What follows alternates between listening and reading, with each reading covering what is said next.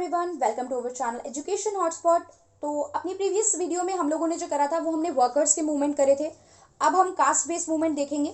दो तीन ही मूवमेंट बचे हैं तो जल्दी जल्दी खत्म करते हैं इनको एक दो वीडियोस में। और कास्ट बेस्ड मूवमेंट बचे हैं, ट्राइबल मूवमेंट बचे हैं एंड देन वुमेन से रिलेटेड मूवमेंट बचे हैं। ठीक है, तो कास्ट बेस्ड मूवमेंट की बात करते हैं। कास्ट पता नहीं कितनी बार मैं आप लोगों के साथ कास्ट टॉपिक डिस्कस कर चुकी हूँ, तो आई होप ये चीज़ तो आपको अच्छे से क्लियर होगी। आपको कास्ट हायरार्की क्लियर होगी। आपको ये क्लियर होगा कि ब्राह्मण, क्षत्रिय, वैश्य, शूद्रास का कंसेप्ट था। आपको ये क्लियर होना चाहिए कि ये जो थे ये यहाँ पे इसके बाद इनमें से भी कुछ लोगों को अनटचेबल ट्रीट किया जाता था। इनके साथ बहुत एक्सप्लॉयटेशन होता था। किस तरीके से होता था? बेयरफुट रहना पड़ता था, टेम्पल्स में एंट्री नहीं थी, नॉर्मल लोगों के साथ आप रह नहीं सकते हो। ये बहुत सारी प्रॉब्लम्स यहाँ पे थी, that we all know. Okay, that we all know about this thing। अब इसकी वजह से प्रॉब्लम रहेगी ही रहेगी। आई होप ये वॉइस डिस्टर्ब नहीं कर रही है, एंड इफ अगर डिस्टर्ब कर रही है तो I am extremely sorry guys, क्योंकि अगेन आई एम सेइंग यहाँ अगर इसके चुप होने का वेट करा तो बहुत वीडियोज़ में डिले करना पड़ेगा, फिर इसको पोस्टपोन करना पड़ेगा। तो बीच में अगर ये वॉइस आ रही है तो I am extremely sorry for this. I hope चीज़ें क्लियर हो रही होंगी। ओके, तो देखते हैं आगे का टॉपिक। अब बात करते हैं दलित मूवमेंट की। देखो, दलित मूवमेंट, जब हम दलित की बात करते हैं, अनटचेबल की बात करते हैं, तो दलित और अनटचेबल जो लोग थे ना, वो दलित और अनटचेबल लोग सिर्फ अपनी पॉलिटिकल राइट की, मुझे बराबर का वोटिंग राइट और ये सारी चीज़ें, नॉर्मल राइट्स मिले, या फिर जो इकोनॉमी में पार्ट नहीं मिल रहा है उन्हें पार्टिसिपेशन, जॉब अपॉर्चुनिटीज़ नहीं मिल रही है, इनकी जो लड़ाई थी, इनके जो मुद्दे थे वो सिर्फ यहाँ तक सीमित नहीं थे। They are fighting for their recognisation. Basically इनको लड़ना था कि यार हमें इंसान ट्रीट करो, please treat us like a human being. आप हमें अनटचेबल ट्रीट करते हो, ऐसे छूत की तरह ट्रीट करते हो कि आप हमसे टच नहीं हो सकते हो, हम नॉर्मल प्लेस पे आ नहीं सकते हैं। तो बहुत ही इल ट्रीटमेंट होता था। तो ये तो ह्यूमन बीइंग के लिए बहुत डेरोगेटरी बिहेवियर था, बहुत ही बुरा बिहेवियर था। जिन वर्ड से इन्हें बुलाया जाता है, जिस तरीके से इनसे बिहेवियर एक्सपेक्ट किया जाता है कि ये सर झुका के चलेंगे और ये सब चीज़ें, वो कहीं से भी एक्सेप्टेबल नहीं थी। Okay, so this is not only about political और economic exploitation. Struggle for recognization as a fellow human being, ये इस चीज की लड़ाई थी। ये लड़ाई थी इनके सेल्फ कॉन्फिडेंस की, इनके आत्मविश्वास की। ये लड़ाई थी इनकी सेल्फ डिटर्मिनेशन की, खुद को पहचानने की। ये लड़ाई थी कि एबॉलिशन करे जो ये स्टिग्माटाइजेशन था, ये स्टिग्मा जो डिवाइडेड था इस वे में, और अनटचेबिलिटी के अगेंस्ट, कि अनटचेबिलिटी अबॉलिश होनी चाहिए। और आप लोग मुझे कमेंट करके बताएंगे। मैं पहले बता चुकी हूँ कि संविधान, हमारे कॉन्स्टिट्यूशन का कौन सा आर्टिकल है जो अनटचेबिलिटी को है अबॉलिश करने की बात करता है। कौन से फंडामेंटल राइट में किस आर्टिकल के अंडर हम अनटचेबिलिटी को अबॉलिश करने की बात करते हैं। चेक, जिसको नहीं याद है वेरी वेल एंड गुड। जिसको नहीं याद है प्लीज आप उसको गूगल करके सर्च करके बताएंगे मुझे। एक चीज तो नॉलेज ऐड करिए एक्स्ट्रा, ठीक है। तो ये स्ट्रगल था टू बी टच्ड, अनटच्ड से टच होने का ये एक स्ट्रगल था कि जो हमारे साथ डिस्क्रिमिनेशन हो रहा है, अनटचेबल ट्रीट किया जा रहा है, तो हम एक नॉर्मल लाइन में आ पाए। अब बात करते हैं दलित। देखो, दलित जो वर्ड है ये मराठी, हिंदी, गुजराती और बहुत सारी अदर लैंग्वेजेस में भी यूज किया गया है। दलित का जो एक्चुअल में मीनिंग अगर हम देखेंगे तो दलित का मीनिंग यूज किया जाता था as a poor and oppressed person. कहा जाता है ये वो पर्सन होते थे जो पुअर हैं और ऑप्रेस्ड हैं, ठीक है, जो ग्रो नहीं कर पाए, अभी तक डेवलप नहीं हो पा रहे हैं प्रॉपर, तो ऑप्रेस्ड पर्सन बोला जाता था। बट एक अलग पर्सन जो न्यू बुद्धिस्ट एक्टिविस्ट थे, यानी जो फॉलोअर थे बाबा साहेब अम्बेडकर के, उन्होंने क्या करा, उन्होंने इस वर्ड का एक डिफरेंट कोनोटेशन, एक डिफरेंट कंटेक्स्ट, एक डिफरेंट मीनिंग दिया, एक अलग कंटेक्स्ट में इस वर्ड को एक्सप्लेन करा। उन्होंने कहा ये वो लोग होते हैं जिनको ब्रोकन किया गया है या डाउन शो किया गया है, उन लोगों के द्वारा जो इनसे ऊपर हैं, और डेलिबरेट वे में जानबूझ के ये काम किया गया है, नोइंगली ये काम किया है। ऐसा नहीं है अनजाने में हो गया कि भैया हमें पता नहीं चला कि आप लोग जो है वो इल ट्रीट हो रहे हो, बुरा लग गया, ऐसी चीजें होती रही over the period of time, फिर आदत ही बन गई। तो ऐसा नहीं था, ये जानबूझ के हुआ है, अननोइंगली हुआ है, ये डेलिबरेटली हुआ, नोइंगली हुआ। उन लोगों ने करा जो इनसे अबव थे। इनको क्या करा है, नीचा दिखाया है, ब्रोकन शो करा है, डाउन ट्रोडन शो करा है। क्लियर।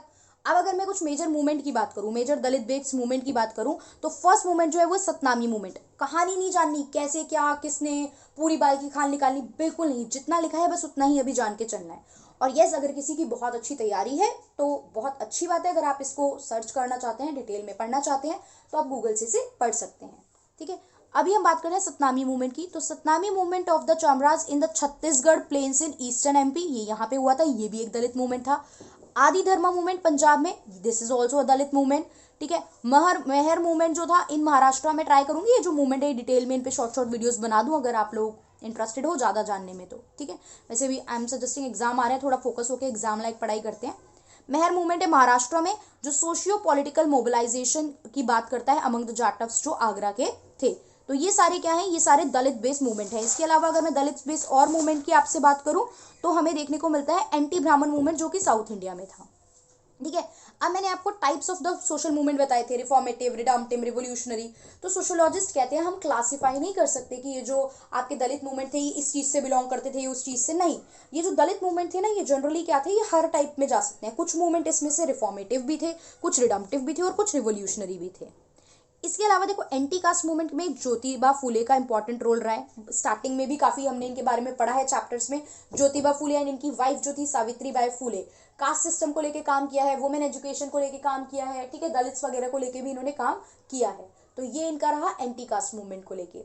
उसके बाद हमारे पास आते हैं नॉन ब्राह्मण मूवमेंट। नॉन ब्राह्मण मूवमेंट जो महाराष्ट्र और तमिलनाडु में हुए, उसमें B.R. अम्बेडकर का भी एक इंपॉर्टेंट रोल रहा है। ठीक है, फिर बात करते हैं दलित लिटरेचर की। देखो अब दलित लिटरेचर क्या कहती है, सिंपल सी बात है, जो कास्ट हिरार्की है जिसमें आप दलित को सबसे नीचे रख रहे हो, तो दलित कहती है ये सिस्टम जो है ना ये बहुत खराब है। इन्होंने बिल्कुल अपोज किया दलित लिटरेचर, जो भी राइटिंग्स हैं इन लोगों की, उन्होंने इस कंसेप्ट को भी बिल्कुल गलत बोला है।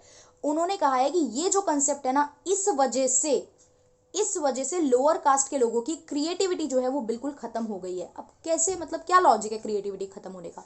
सिंपल सी बात है, कास्ट हिरार्की जब आप कर रहे हो मतलब आप किसी की पोजीशन, आप किसी की जॉब जो है वो फिक्स कर रहे हो।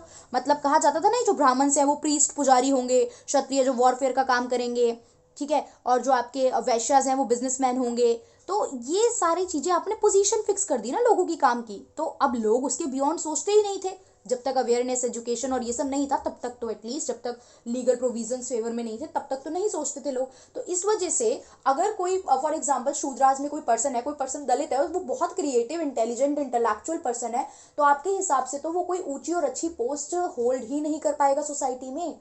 सो this is the thing, this is how आप इतने सालों से जो आपके ये हैं दलित हैं, SC हैं, लोअर कास्ट हैं, उनकी क्रिएटिविटी को इस सिस्टम की वजह से खराब कर रहे हो। अगर मैं पूछूं ये क्वेश्चन कि हाउ कास्ट हिरार्की या how the division of the caste system crushed the creativity of the lower caste, तो आपको यही सब बातें जो है वो एक्सप्लेन करनी पड़ेगी। That is the fixity of the job position. Caste system में जॉब पोजीशन जो है वो फिक्स्ड थी कि that person will do this work, that person will do this work. ये सबके लिए फिक्स था कि ब्राह्मण ये करेंगे, क्षत्रियज ये करेंगे और वैश्यज ये करेंगे। तो ये चीजें जनरली फिक्स थी सोसाइटी में। क्लियर? थोड़ा सा क्वेश्चन को समझ के चल रहा है हमें किस तरीके से चीजें कवर करनी है। उसके बाद बात करते हैं बैकवर्ड क्लास कास्ट मूवमेंट की। बैकवर्ड क्लास मतलब जो और पिछड़ी हुई कास्ट है उनके लिए क्या सिचुएशन है। तो देखो बैकवर्ड क्लास जो है वो 19th सेंचुरी में यूज किया गया। मद्रास में ये वर्ड 1872, मैसूर में 1918, बॉम्बे में 1925 से यूज किया जा रहा है। अगर मैं बात करूं 1954 में टोटल 88 ऑर्गेनाइजेशन, 88 ऐसी संस्थाएं थी जो काम कर रही थी बैकवर्ड क्लास के लिए, मतलब इनकी डेवलपमेंट के लिए, इनके वेलफेयर के लिए काम कर रही थी। टोटल 88 ऐसी ऑर्गेनाइजेशन थी। ठीक है, 1920 में कुछ संस्थाओं के नाम हमें जो देखने को मिले स्टार्टिंग में, वो नाम क्या क्या है एक बार पढ़ लेते हैं। वो नाम है United Province Hindu backward class league, याद रख लेना, इसको रखने पड़ेंगे, क्वेश्चन आएगा तो कुछ चीजें ना। United Province Hindu backward class league, all India backward class federation, all India backward class league. देखो all India backward class federation, all India backward class league, ये दो नाम तो याद हो गए। एक लीग है, दो लीग है, और लीग जो है बैकवर्ड क्लास की ही है, तो बैकवर्ड क्लास। यहाँ ऑल इंडिया है, यहाँ यूनाइटेड प्रोविंस है, यूनाइटेड प्रोविंस हिंदू। ठीक है, आई होप ये याद रह जाएगा आपको। अब इस चीज में अपर कास्ट का क्या रिस्पॉन्स आया। ठीक है, बहुत कट्स ले लेके वीडियो बनानी पड़ रही है बैकग्राउंड नॉइज के चक्कर में, दैट्स वाई बीच में मैं कुछ बार इग्नोर नहीं भी कर रही हूँ चीज़ें। सो देखते हैं, अगर फिर भी कुछ प्रॉब्लम रह जाती है आप लोग कमेंट में पूछ सकते हैं। ठीक है, अपर कास्ट रिस्पॉन्स क्या रहा इस चीज़ में, बैकवर्ड क्लास को लेके अपर कास्ट में रिस्पॉन्स ये रहा कि जो हाईएस्ट आपको प्रूव होता था कि जो हाईएस्ट प्रोफेशन के लोग होते हैं वो जनरली अपर कास्ट होते थे, आप देख सकते हो। और अब यहाँ पे कभी अपर कास्ट ने भी तो यहाँ पे क्वेश्चन नहीं किया कि why earlier generation didn't think of this fact. यहाँ पे ये भी बोला गया है कि क्यों अर्लियर जनरेशन ने नहीं सोचा कि भैया आप अपर कास्ट के लोग हो, आपको प्रॉपर क्या करना चाहिए, आपको इन लोगों के बारे में सोच के चलना चाहिए। क्लियर? तो ये चीज़ हो गई हमारी अपर कास्ट के रिस्पॉन्स के बारे में, आप बुक से इनको रीड भी कर लेना। अब ये ट्राइबल मूवमेंट में अगली वीडियो में करती हूँ cover, tribal movement and women movement को हम करते हैं। ठीक है, इसमें कुछ भी डाउट हो तो आप मुझसे क्लियर कर सकते हो। So that's all for today, thank you for watching.